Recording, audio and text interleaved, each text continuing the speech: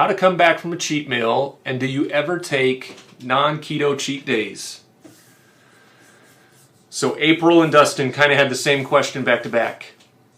First of all, again, I'm going to reframe this. I don't call them cheat meals. I'm not an animal or a pet. I don't treat myself. I don't cheat myself. That's old languaging. That's old thinking, right? If I choose to eat carbs, it's because I made a choice. It's not a cheat. It's not a treat. It's just simply a choice that I made. It doesn't make me a bad person if I did it. It doesn't make me a good person if I do it. It's just something I ate. Stop framing it around cheating and treating and all of these words that have a connotation to them that tell you something about yourself that's not true. But if we decide to eat carbs, and we have in the past, we put guardrails around it, and we create accountability with each other. So, and when I say we, I mean me and Tara.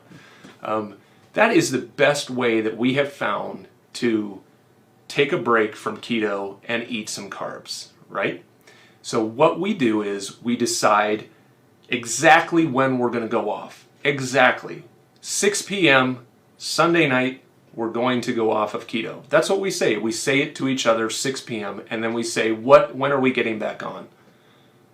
And if it's for a single meal, we will say we are going to have one meal starting at 6 p.m. on Sunday night, and we will be done eating by 8 p.m. on Sunday night, and we will, from there forward, work on getting back into ketosis.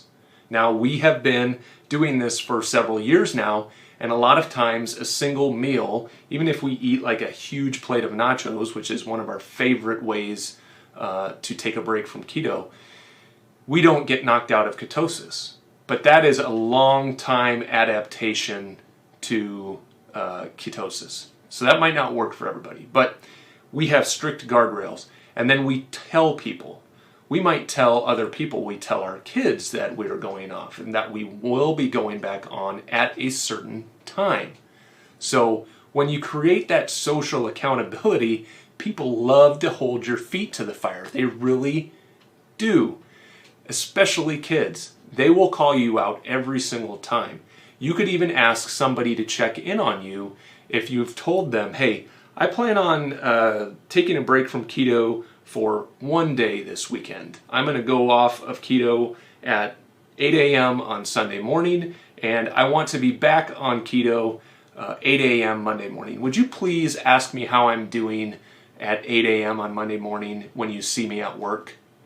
That social accountability is a really great way to create some guardrails around the times where you want to take a break.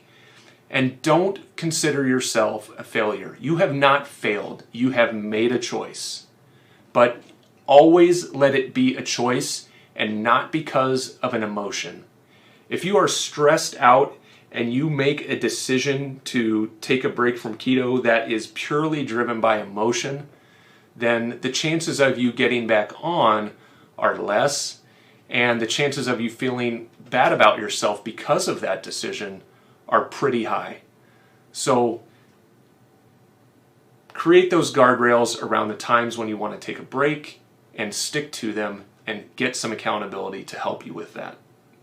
And you'll have good success. And I think it is important for everyone to take a break from keto every now and then.